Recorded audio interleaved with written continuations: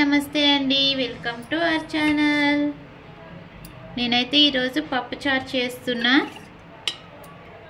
2 spoons అయితే oil వేసానండి.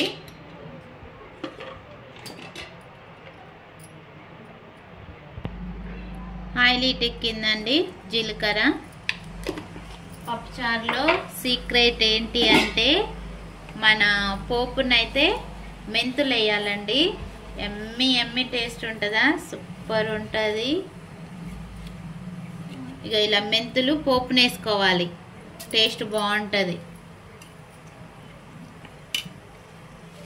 కొన్ని ఒక 3-4 పచ్చిమిర్చి అండి. ఆనియన్స్ అయితే ఇగో ఈ సైజులో కట్ చేసుకోవాలి. లడ్డుగా ఉంటే బాగుంటాయండి, పిల్లలు మంచిగా ఇష్టంగా తింటారు. కరివేపాకు,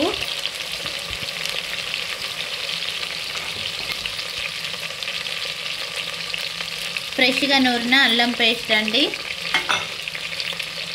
పప్పుచారులోకనే నూరాను, టేస్ట్ అయితే అద్దిరిపోద్ది.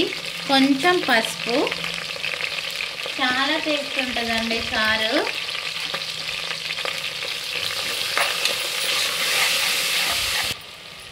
అది ఇలా కలుపుకున్నాక ఇందులోనే సొరకాయ ముక్కలు, లేత సొరకాయ తీసుకున్నా అండి. సొరకాయ, టమాటో ఒక 3-4 తీసుకున్నా. ఇవి మగ్గనివ్వాలి, లేతది కాబట్టి ఒకనే మగ్గుద్ది. పప్పుచారు అప్లోడ్ చేయమన్నారు జాను సిస్టర్, మీకోసమే. జాను సిస్టర్ చేయమన్నారు కదా, పప్పుచారు చేయండి అక్క, ఎట్లా చేస్తారో చూస్తాను. Archana sister, Hema sister, Janu sister మీకోసమే. మీరు అప్లోడ్ చేయమన్నారు కాబట్టి మీకోసమే స్పెషల్గా చేస్తున్నాను. మీరు కూడా ఒకసారి ట్రై చేసి నాకు కామెంట్ బాక్స్లో కామెంట్ చేయాలి టేస్ట్ ఎలా ఉందో. ఓకే అండి, చూద్దాము. మంచిగా ఉడికింది. ఇందులో పెసరపప్పు అయితే ఉడకబెట్టానండి, మెత్తగా ఉడకబెట్టాను. కందిపప్పు కూడా ఉడకబెట్టచ్చు, శనగపప్పుతో కూడా చేయొచ్చు, కానీ పెసరపప్పుతో చేస్తున్నాను. టేస్ట్ అయితే నెక్స్ట్ లెవెల్లో ఉంటుందా. ముద్దపప్పు, కొంచెం ముద్దపప్పు అయితే ఉంచుతున్నా, పిల్లలకు చాలా ఇష్టం అండి ముద్దపప్పు పప్పు చారు. మంచిగా ఉడికిపోయినాయి సొరకాయలు. చూడండి, సొరకాయ టమాటా అన్నీ ఉడికిపోయింది. సప్పుడు చేయ. 1 స్పూను కారం అండి, పచ్చిమిర్చి వేసినాం కదా. కొంచెం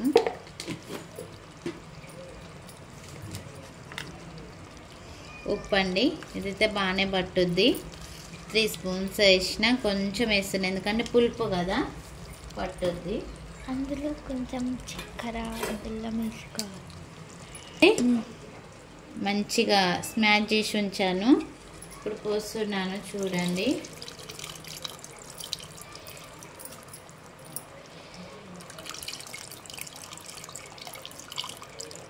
ఇలా పోసుకోవాలి.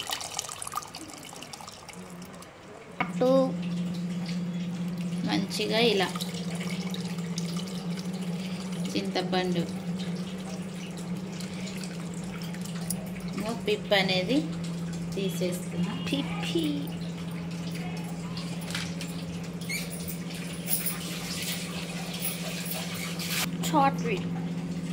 ఇందులో అయితే కొంచెం బెల్లం ముక్క అండి, ఎందుకంటే గ్యాస్ పట్టకోకుండా. పులుపు వస్తువులలో బెల్లం ముక్క వేసుకోవడం వల్ల టేస్ట్ బాగుంటుంది, పులుపుకు గ్యాస్ పట్టదండి.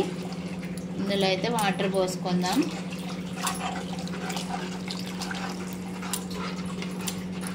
చాలా టేస్టీ ఉంటుందండి. ఇంకా దొండకాయ, బెండకాయ, ఆలుగడ్డ అవన్నీ వేస్తే టేస్ట్ బాగుంటుంది. కానీ ఈ దోసకాయ ఈరోజు నా దగ్గర లేవండి. కొత్తిమీర కూడా ఇప్పుడే వేసేస్తున్నాను.